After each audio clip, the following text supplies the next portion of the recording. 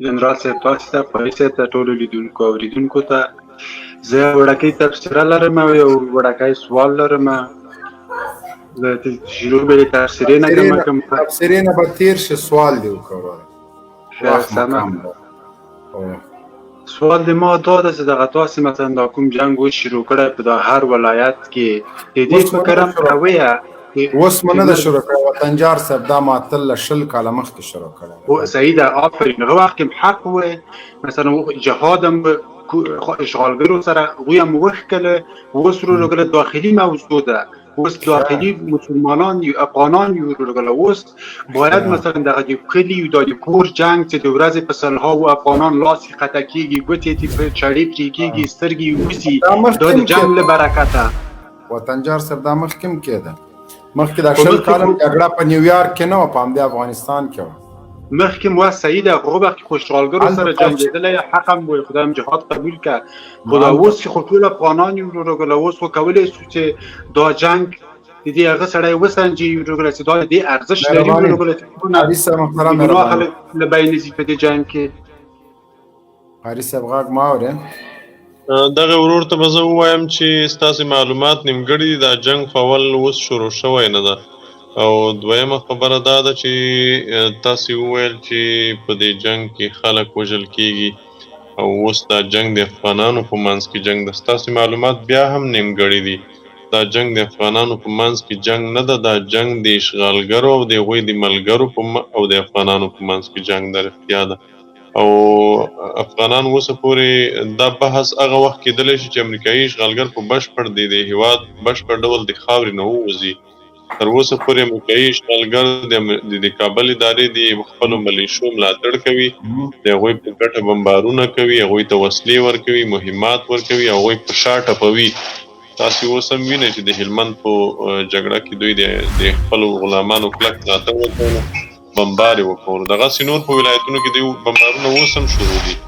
نو تاسو ته چې چا دا معلومات درکړي دي خطا معلومات درکړي دي، غلط کړي یې، خطا کړي یاستئ، نو تاسې هغوی ته ووایئ چې ستاسې معلومات نیمګړي دي. دا دروغ یې درته ویلي دي محترمه.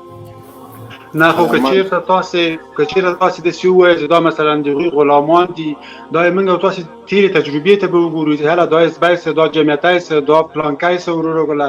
دا به هماغه افغان وژنه به دوام لري ورغله. باید له دو خبرو نه تېر شو ورغله، یو بل قبول کړو.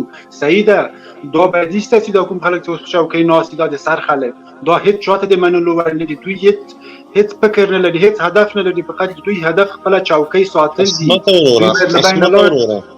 عصمت وروره یو خو دغه اصلاح کوي. افغان وژنه مه ورته وایئ، مسلمان وژنه نه ده روا. افغان وژنه روا ده، د افغان وژنه روا ده، د مسلمان وژنه نه ده روا. داسې افغان شته چې هغه د اسلام داسې دشمن ده چې دومره به ټرمپ هم د اسلام دشمن نه وي لکه هغه چې د اسلام دشمن ده. نو افغان وژل روا دي، د مسلمان وژل نه دي روا. یو دا اصطلاح سم کوي. دویمه خبره دا ده چې تاسې چې کله دا ومنئ چې دغه خلک چې د قدرت په ګدۍ ناست دي د قدرت نه راکوز شي، نور خو موږ دوی د مچي په تار نه حلالوو، نو نه په چاړه حلالوو، نور دوی ته څه وایو، خو بس عادي ژوند دې کوي. او که دوی دا خوبونه ویني چې دوی موږ واکمنان وي، نو دغه لانجه مو په همدې ده چې د دغې خلکو واکمني دا ملت په خپل سر نه مني. افغانان د دغې سیکولرانو، ملحدانو، د دغې ټامیانو، فلبریټانو، هغه خلکو چې 20 کاله د امریکایانو ته د دې خاورې د ملت جاسوسي کړې ده، د هغې هغه په خپل سر واکمنان نه مني. افغانانو چې انګریزانو ته ماتې ورکړه، اشغالګر یې د دې خاورې نه وزغلول، نو دغه ټامیان به یې هم وزغلوي. دا ټامیان به یې هم د پسې واخلي انشاءالله. او ټامیان چې د قدرت نه راکوز شي بیا به انشاءالله ډېر مشکل نه وي، مشکل حل کېږي بیا. قاری صاحب ګوره که چېرې دوی مات شي خو دا هم خیانت راځي. دوی چې کوم شی امضا کړی ده له امریکایانو سره د اوسني مشرانو چې تاسې عسکر چې په افغانستان کې چې هر څوک وژني دوی به هېڅ محاکمې ته نه ځي. یعنې دا څومره غټ خیانت ده د ملت په وړاندې چې دوی کړی ده. دوی که معاف شي، زه نه وایم چې طالبان دې معاف کړي، ملت یې نه معاف کوي. طالبان یو طرف ته، ملت باید دوی معاف نه کړي ورغله چې دوی په سلهاوو جنایت کړي دي، غلاوې یې کړي دي، پیسې ټولې ویوړې دي ملت نړیوالو حکومتونه. دوی باید معاف نه شي دا مشران هېڅ کله. بالکل دا واقعیت دی. دغه مسایل خو بیا ملت ته پاتې کېږي، و آزاد خپلواکې اسلامي محکمې ته پاتې کېږي.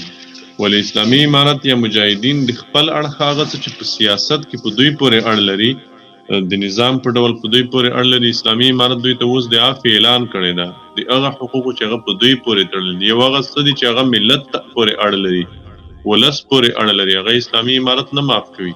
او نو د اسلامي امارت واک دا ده چې هغه دوی ته معاف کړي. هغه به په هر سړی به په محکمه کې د خپل ځان ځواب وایي او هر سړی به دې ته حاضرېږي چې په ملت کې هر څوک په دنې عریضه ولري، په ده باندې دعوه ولري، دی به خامخا حاضرېږي.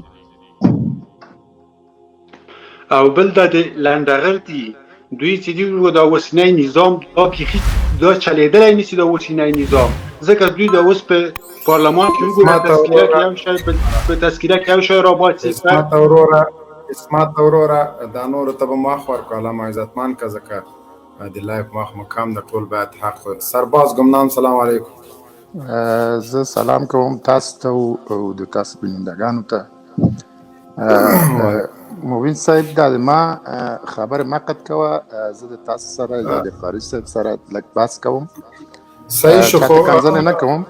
نه کنځلې کولی نه شي، خیر قطع کولی نه ما دغه اجازه نه ورکوي. نه خبرې ته ته خو د مونږ مبین صاحب پرېږده او صحیح شو مهرباني.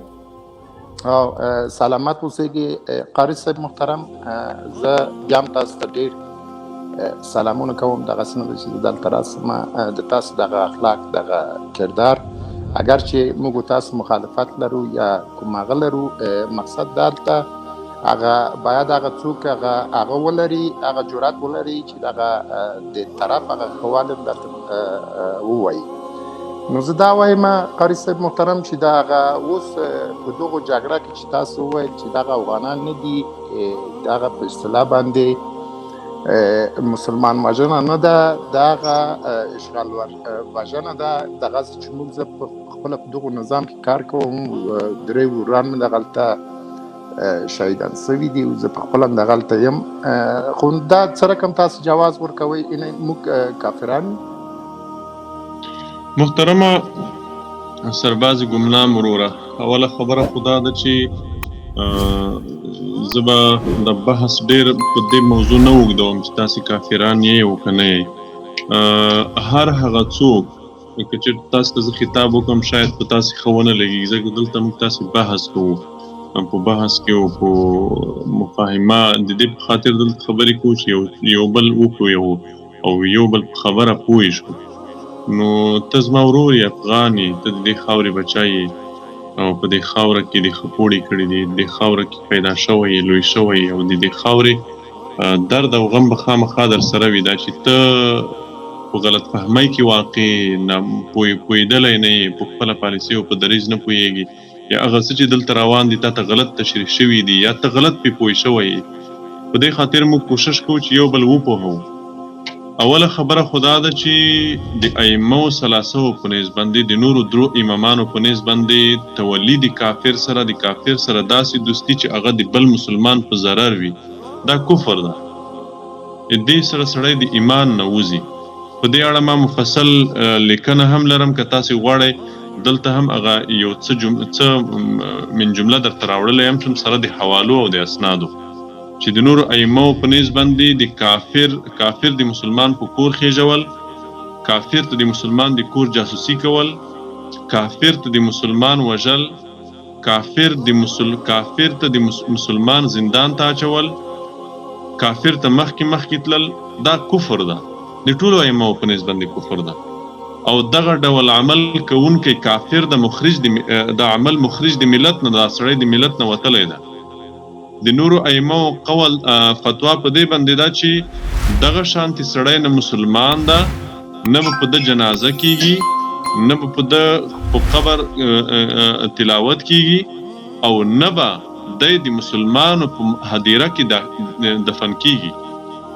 ولې د موږ احناف علما چې دي، د موږ ائمه او د موږ فقها چې دي، هغه په تکفیر کې احتیاط کوي، د کفر په حکم کې احتیاط کوي.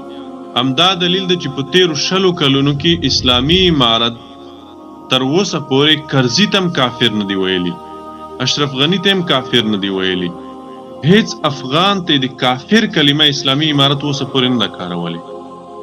دا د اسلامي امارت یو محتاطانه پالیسی ده چې د فقهاو د احتیاط نه جوړه شوې ده. د موږ فقها په تکفیر کې احتیاط کوي، د کفر حکم کې احتیاط کوي. که چېرته په یو چا کې ډېر وجوهات د کفر وي هم بیا هم علما احتیاط کوي چې کفر حکم ونه کوي. ولې هغه څه چې هغې سره موږ مواجه یو مخامخ یو ورسره هغه د دې خلکو قتال د وژل دي. قتال او وژل واجب دي، د دې خلکو وژل واجب دي. هغه څوک چې هغه د اشغالګرو کافرو ملګری ده یا د هغې ادارې ملګری ده چې هغه د اشغالګرو کافرو حامي ده، د هغې وژل واجب دي. د کفر بحث ته به زه نه ځم، ما مخکې یادونه وکوله. شاید که چېرته موږ داسې خبرې کوو دا بحث مو خوندور په مخ لاړ نه شي. قاری صاحب محترم، ګورئ زه د تاسو دغه خبرې ته چې وکړل زه احترام لرم. زه دا وایم چې ګورئ دغلته علما، زه علما ته ډېر احترام لرم. ګورئ دغلته د دغو مصر یو ډېر غوټ عالم و، دغلته د اردو دغه فتوا یې چې ورکړه دغه عربستان دغه وروره مبین صاحب پرېږده، مبین صاحب پرېږده. قاری صاحب اصلا ګوره دا خبرې یو شی کې د ده پروفایل باندې نور شیونه لیکل سوي. دا د اسلامي امارت ما درته ووایل چې زه په امنیت کې کار کوم. وروره ما درته ووایل پرېږده مبین صاحب ته پرېږده، د خپله خبره خلاصه سوال ته پرېږده. محترمه تاسې لنډ سوالونه وکوئ. یو سوال مو زه چې فهموم هغه دا دی چې تاسې اوس وایئ چې د مصر علماو، د اردن علماو، د بنګلادیش علماو، د ریسونی او دا ټول علما سره راجمع کوي که نه، حتی د مکې مکرمې امام هغه هم د موږ په خلاف فتوا ورکړي. یعنې ستاسې د خبرو خلاص به همدا وي زما په فکر. خو ګورئ بله زه دغه مې ویل دغه علما چې اوس مثلا په کابل کې بل عسکر جمع شي، مقصد هغه نه د دولت طرفداري کول نه د طالبانو، هغه مقصد هغه وکړل چې دغلته المنځتوب وکړي د سولې لپاره دغلته یو کار. زه به یو سوال وکړم محترمه، زه به یو سوال وکړم ستانه. ته په نظامی بخش کې کار کوي که نه؟ د کابل ادارې سره په نظامی برخه کې کار کوي. بله د مارک کتې کې د مارک کتې په نامه د کتې مشر او د مارک په کتا کې. زما سوال ستانه دا ده، که چېرته دې ځای نه تاسې لاړ شئ افغانان، موږ تاسې افغانان لاړ شو د دې ځای نه، د توپ ټانک تیارې او بمونو هر څه سره لاړ شو، په امریکا کې واړوو، په واشنګټن ډي سي کې یا په نیویارک کې یا په کوم بل ښار کې واړوو. هلته د امریکایانو په کورونو چاپې مو وو، امریکایان هم راسره وي، یو څه امریکایان هم راسره وي. هلته د امریکایانو په کورونو چاپې موږ د تروریست ترهګر او یا د هر یو نوم چې ته ورکوې نو ستا خپله خوښه، په دې نوم موږ هلته چاپې وهو، خلک زندانونو ته اچوو، د خلکو په کورونو بمبارونه کوو، د شپې کور ته وراوړو. ستا قضاوت څه دی؟ یعنې که لنډ ځواب راکړې. هغه امریکایان چې هلته موږ تاسې په هغوی پسې ورغلي وو، هغوی به د موږ تاسې په اړه څه فکر وکوي؟ که لنډ ځواب راکړي. موږ تاسې به د سولې فرښتې وبولي، موږ تاسې به د خپل هیواد نجاتګر وبولي، او که موږ تاسې به اشغالګر وبولي.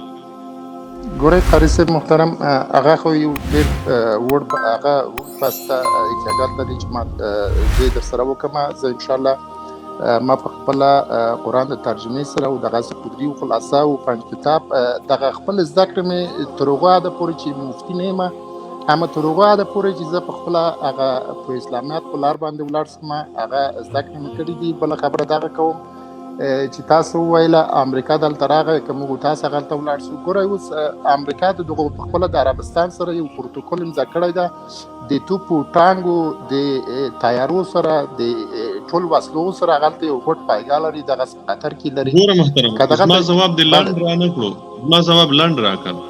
زه وایم چې موږ تاسې که هلته لاړ شو، امریکایي ملت امریکایان به موږ تاسې اشغالګر وبولي او که به ونه بولي. سعودي خبرې ته بیا وروسته راځو.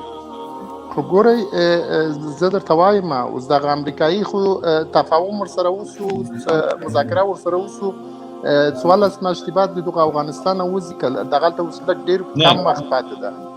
نه ګورئ محترمه، که چېرته مشخص زما سوال ته ځواب راکړي، زما ستا بحث بیا ډېر په اسانۍ حل کېږي.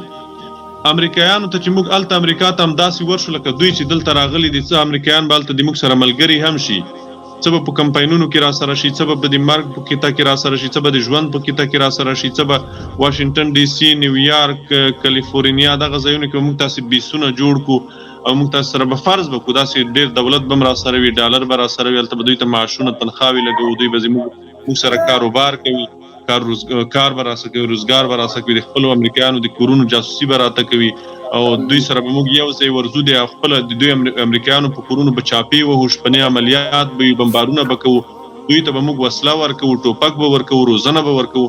یعنې که لنډ ځواب راکړي چې امریکایانو به موږ ته څه ووایي، اشغالګر به راته ووایي او که به یې ونه وایي. دا د سولې تړون دې خبرو ته، د سعودي خبرو ته 14 میاشتې بعد وځي، دا خبرو ته وروسته راځو. یعنې لنډ ځواب که ما ته راکړي چې دوی به موږ تاسې څه وبولي. ګورئ دغه طالبان چې راوستل سول ډېر وکړی، دغه امریکایان چې راغی افغانستان ته، قاری صاحب محترم د چا په وخت کې راغی، د چی شو بهانه باندې دغلته راغی امریکایان موږ راوستل دغلته؟ محترمه زه ډېره زیاته بخښنه غواړم، ته بیا هم زما سوال نه یو خوا دې خوا کوې. زما سوال ته که لنډ ځواب راکړې، دا نور بحث دې ته هم زه ځواب درکوم چې امریکایان چا راوستل. امریکایان ما راوستل سعیده، زه په دې وایم، زه اعتراف کوم امریکایان ما راوستل، هغه بحث وروسته کوو. زه په دغو اعتراف کوم چې کاملا دغلته حق و جانب وروره د افغانستان خلک ته، که څوک دغو خوا نه راسي دغلته یا کوم حمله وکړي یا هره پېښه سوی وي، قاري صاحب محترم تاسو غواړئ زه دغه اعتراف وکړم؟ بله زه مردانه دغه اعتراف کوم. زه په خپله داري زبان یم، ډېر وبکه که په پښتو کې کومه خبره داسې کار ته پورته زموږ ورور یې، داري زبان یې او تاجک یې اوزبک یې، دا ټول افغانان دي، زموږ ورونه دي. زه په دغو اقرار کوم او دغه وایم چې بالکل هغه حق په جانب هغه ملت ته چې هغلته پورته سي یا کومه هغه جګړه چې ورسره کوي، نو د ما اوس دغه خبرې دغه قاري صاحب محترم چې اوس دغه امریکایان د دغو ځای نه وځي، دغه اوس چې په قطر کې موږ سره ناست یو، که دغو سولې ته کار وکړو، زه دغه د ضعف نه کوم. ګوره زه نه غواړم چې بس سعیده، زه اوس تاسو ټولو خبرو ته راځم. تاسو د سعودي یادونه وکړل چې سعودي دوی سره یو پروتوکول لري چې سعودي کې هلته امریکایان میشت دي. اول خو د سعودي او د قطر د دې هیوادونو او د افغانستان یا د نورو اسلامي هیوادونو په منځ کې فرق شته. هغه فرق دا ده چې په قطر یا په سعودي یا په نورو هیوادونو کې امریکایان که میشت دي، هلته امریکایي اشغالګر د یو قطري په کور چاپه نه وهي، هلته امریکایان د سعودي په کور چاپه نه وهي، هلته امریکایان د سړک په غاړه د مکمل روډې تر 15 کیلومترو پورې بند کړی نه وي چې د دوی ټانک روان وي، شاته پسې مریض او بیچاره او غریب او هر رقم خلک موټرې پسې روان کړي وي او د دوی د ټانک نه څوک نشي مخکې کېدلی. په قطر کې دا حال نه ده، په سعودي کې دا حال نه ده. هلته که امریکایان د توپو ټانک سره پراته دي، په خپله هوایي اډه کې پراته دي، د هوایي اډې نه د باندې د وتلو دپاره هم دوی ته یو میکانیزم جوړ شوی ده. د هماغه میکانیزم مطابق دی وځي، ننوځي، هماغه مطابق ژوند کوي. ستا په هیواد کې امریکایانو تا ته میکانیزم ټاکلی دی، ته چې د خپلې اډې نه وځي د امریکایانو نه به اجازه اخلي. امریکایان چې د بازار په منځ کې روان وي، چاته حق نشته چې د دوی نه مخکې موټر بوځي، چاته حق نشته چې د دوی په څنګ کې تیر شي، چاته حق نشته چې حتی د هیواد رئیس جمهور ته دا حق نشته. دا حالت تفاوت کوي. دویمه خبره دا ده چې موږ تاسې باید په هیوادونو استدلال ونه کوو چې پلانۍ دا کوي نو زه یم کوم. موږ تاسې دین لرو، اسلام لرو، اسلام د موږ تاسې او دین د موږ تاسې. دا موږ تاسې په سعودي نه ده پیژندلی، نه مو په قطر پیژندلی، نه مو په پاکستان پیژندلی، نه مو په بل هیواد پیژندلی. قرآن د موږ تاسې د الحمدونه تر والناس پورې محفوظ ده، تر قیامته پورې دې کې څوک ګوتې نشي وهلی چې څه پکې زیات یا څه پکې کم کړي. د الله د رسول صلی الله علیه وسلم چې څومره احادیث دي، صحیح احادیث، هغه د 1400 کالو تر اوسه پورې محفوظ دی او تر قیامته به محفوظ وي. په هغې کې څوک تغییر او تبدیل نشي کولی. دا زما او ستا ایمان ده. که چېرته څوک په دې ایمان نه لري، هغه د ایمان نه وتلی د هغه مسلمان نه بلل کېږي. د موږ تاسې فقه چې ده، فقهاو چې کوم مسائل را جمع کړي دي، هغه محفوظه ده، هغه تغییر او تبدیل نه مني. هغه نصوص، هغه احکام چې هغه په قرآن ثابت دي، په سنتو ثابت دي، هغه ثابت احکام دي، هغه تغییر او تبدیل نه مني. د هغې جملې نه یو دا حکم هم ده چې کافر د مسلمان په خاوره کې د توپ او ټانګ د تورې او نیزې سره نشي اوسېدلی. دا د اسلام حکم ده. دا حکم تغییر او تبدیل نه مني. که سعودي تغییرویم تغییر نه مني، که قطر تغییرویم تغییر نه مني، که بل هیواد تغییرویم تغییر نه مني، او که دوی کوي هغه د دوی خپل کار ده. موږ تاسې دپاره دا دلیل نشي جوړېدی چې سعودي تړون کړی ده زه یم کوم. اول خو ستا او د سعودي تړون فرق لري. که بیا ومنو چې یو شی د ته د هغې نه استدلال نشي کولی، ته مسلمان یې، د اسلام نه استدلال وکوه، په اسلام کې جواز را پیدا کړه. او دا څومره ملایان چې د کابل ادارې سره ملګري دي، دوی نه موږ یو لنډ سوال کوو، دوی ډېر پیچلي بحثونه کوي. کله د من قتل نفسا بغیر نفس او فساد فی الارض، کله دا آیات راواخلي، کله ومن یقتل مؤمنا متعمدا، کله دا آیات راواخلي، کله دا آیات راواخلي انما المؤمنون اخوة فاصلحوا بین اخویکم، کله دا آیات راواخلي چې والصلح خیر. و د خدای ظالمانو اصلي موضوع ته لاس تیر کوي. موږ تاسې نه ساده غوښتنه، ساده پوښتنه دا ده، د ټولې دنیا علما راجمع کوي، د ټولې نړۍ ملایان راجمع کوي. د هغې ملایانو نه د کتاب نه یوه لنډه حواله دا را پیدا کوي چې کافر د مسلمان په خاوره کې د توپ و ټانګ د تورې او نیزې سره اوسېدلی شي. بس خلاصه خبره ده. دا موږ تېر 20 کاله مقاومت چې جهاد چې موږ کړی ده، دا به هم جهاد نشي، باطل به شي، تاسې به هم بري وذمه شئ، ستاسې دا مړي به هم شهیدان وبلل شي، هر څه به خلاص شي. دا یوه لنډ سوال د ځواب یې کوي بس، چې کافر د مسلمان په خاوره کې د تورې او نیزې د توپ او ټانګ سره اوسېدلی شي. که دا جواز لري، هر څه ستونزه خلاصه ده، ختم ده. او محترمه وروره، تا ته زه ورور وایم، ته افغان یې، ته په خپل ځان هم رحم وکړه، په دې دربدره ملت، په دې دردېدلي ملت هم رحم وکوه. تا ته دا تنخوا څوک درکوي؟ ستا دا بوټونه د چې خپو کړي، دا بوټونه تا ته چا درکړي دي؟ ستا د یونیفورم چا درکړی ده؟ تا ته دا ټوپک چا درکړی دی؟ ستا د ټوپک دا مرمۍ د چا دی؟ ستا کروانه د چا ده؟ ته چې دا خوراک کوي دا د کوم ځای نه راځي؟ ستا د ټانګ او د رینجرې تیل د کوم ځای نه دي؟ تا ته معلومیږي؟ قاری صاحب محترم، تاسو دغه خبره وکړه. ګوره هر کشور دا اوس وویل چې دغه ټوپک، ګوره دغه ټوپک دغه په اصطلاح باندې دغه طالبان چې جنګ کېږي دی په خپله جوړوي دغه ټوپک، خو دغه ټوپک هم به د یو چا نه اخلي، یو څوک به یې ورکوي. دغه جنګ خپله هزینه لري. موږ تاسو دلته په خپل مابین کې تاسو ته هم زه ورور وایم، ورور وژنه شروع سوې ده، ګټه د جیب بل چا په جیب کې. دې ته ګورئ، ورور وژنه مه وایه، دا ورور وژنه نه ده محترمه. طالب اول خو طالب ټوپک اخلي. طالب چې کوم ټوپک ورسره ده، تر اوسه پورې په دې تېرو 20 کلونو کې د کابل ادارې، ملي امنیت او یا د امریکایانو استخباراتو دا ثابته نه کړه چې دغه طالب ټوپک ده، دا دته یا ایران ورکړی ده، یا پاکستان ورکړی ده، یا کوم بل هیواد ورکړی ده. څومره وسله چې د طالب سره په تېرو 20 کلونو کې نیول شوې ده، هغه روسۍ هغه وسله ده چې په دې خاوره کې د روسانو نه پاتې شوې وه. هغه نه اخیستلو ته اړتیا لري، نه تولید ته اړتیا لري. هغه وسله ورسره ده چې ستا د اردو، ستا د پولیسو، ستا د حکومت نه یې نیولې ده. M4 او M14 ورسره دي، M4 او M14 ورسره دي، لیزري دوربینونه ورسره دي. هغه وسایل ورسره دي چې ستا نه یې نیولې دي. او طالب چې کومه تا ته چې کومه وسله درکړل شوې ده، زه تا نه سوال کوم محترمه، تا نه لنډ سوال کوم. ته په دې کومه اداره کې چې ته دنده لري، ته وظیفه لري، تا ته د کوم مدرک نه معاش درکول کېږي؟ تا ته هم بهتره معلومه ده، ما ته هم معلومه ده. تا ته څوک معاش درکوي؟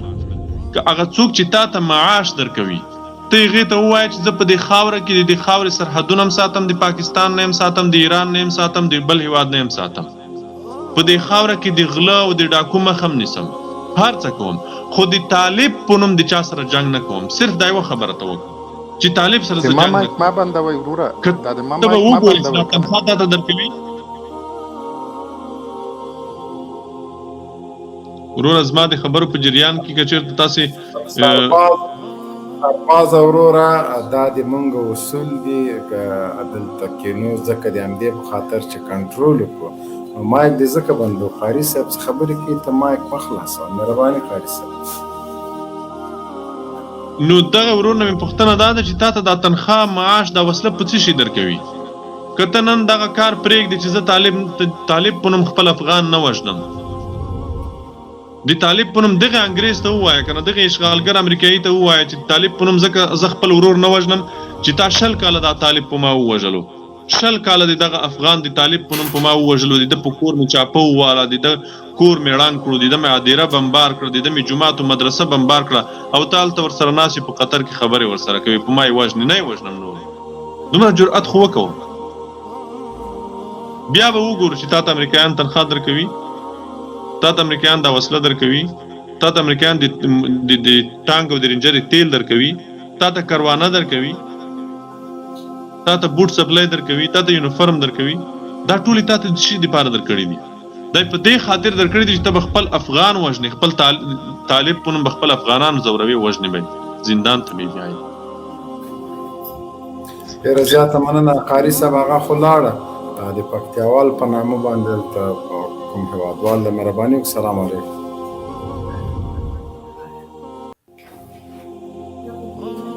سلام علیکم پکتیاوال، مایک مخلاص کا. پکتیاوال څوک؟ مایک مخلاص کا. السلام علیکم مبین صاحب ته او قاری صاحب ته، انجینر صاحب ته او لیوال صاحب ته، ټول ته سلامونه وړاندې کوم.